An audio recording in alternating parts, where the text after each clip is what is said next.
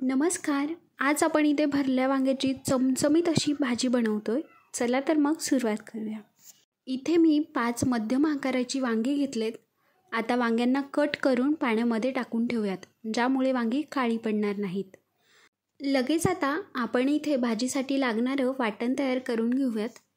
त्यासाठी गॅसवर पॅन ठेवला आहे. पॅनमध्ये इथे मी 1 वाटी होतील एवढे शेंगदाणे टाकलेत.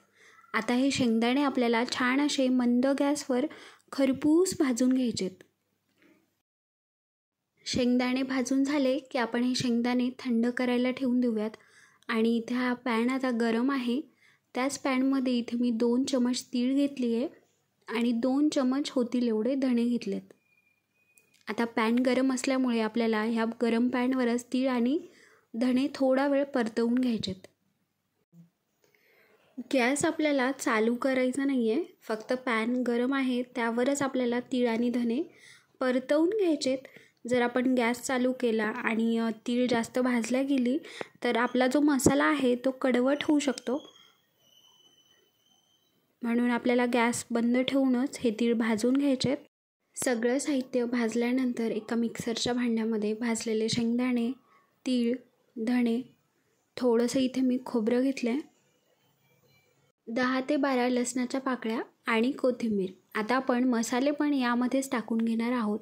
चवीनुसार लाल तिखट, मीठ, हळद आणि थोडासा गरम मसाला.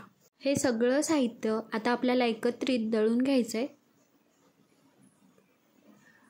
दळून झाल्यानंतर एका प्लेटमध्ये आपण हे काढून घेऊयात आणि आता यामध्ये 2 चमच होईल एवढं तेल टाकूयात. आता हे तेल आपण ह्या सगळ्या मसाल्याला लागेल असं मिक्स करून घेऊयात, ज्यामुळे छान अशी आपल्या मसाल्याला बाइंडिंग येईल आणि वांग्यामध्ये मसाला भरताना मोकळा मोकळा होणार नाही. आता वांग्यामध्ये आपण मसाला भरून घेऊयात. गच्च असा भरपूर मसाला भरायचा, ज्यामुळे वांग्यामधून मसाला बाहेर निघणार नाही आणि तेलामध्ये मोकळा होणार नाही. इथे मी सगळ्या वांग्यामध्ये मसाला भरून घेतला आहे. आता आपण भाजीला फोडणी देऊयात. गॅसवर मी कढई गरम करायला ठेवली आहे आणि त्यामध्ये तेल टाकलं आहे. तेल थोडंसं गरम झालं की यामध्ये आपण वांगे टाकूया. वांगे टाकून आपल्याला या तेलामध्ये हे वांगे हलक्या हाताने परतवून घ्यायचे. 1-2 मिनिट वांगे परतवून झाले की यावर आपण झाकण ठेवूया आणि थोडा वेळ आपल्याला ही वांगे अशीच तेलामध्ये वाफवून घ्यायची आहेत. वांगे वाफवत असताना आपल्याला गॅस मंद ठेवायचा आहे आणि 2 ते 3 मिनिट आपण ही वांगे छान असे वाफवून घेऊयात. वांगे थोडीशी मऊ झाली की आपल्याला यामध्ये आता रशासाठी गरम पाणी टाकायचं आहे. गरम पाण्यामुळे भाजीला छान तर्री येते. आता पाणी टाकल्यानंतर सगळं व्यवस्थित मिक्स करून यावर झाकण ठेवून आपल्याला आता ही भाजी छान अशी शिजवून घ्यायची आहे.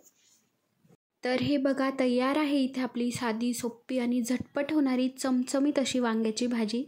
चला तर मग तुम्ही पण अशा प्रकारे भाजी नक्की ट्राय करून बघा आणि चॅनलवर नवीन असाल तर अशाच नवनवीन रेसिपीसाठी आपल्या चॅनलला सबस्क्राईब करा.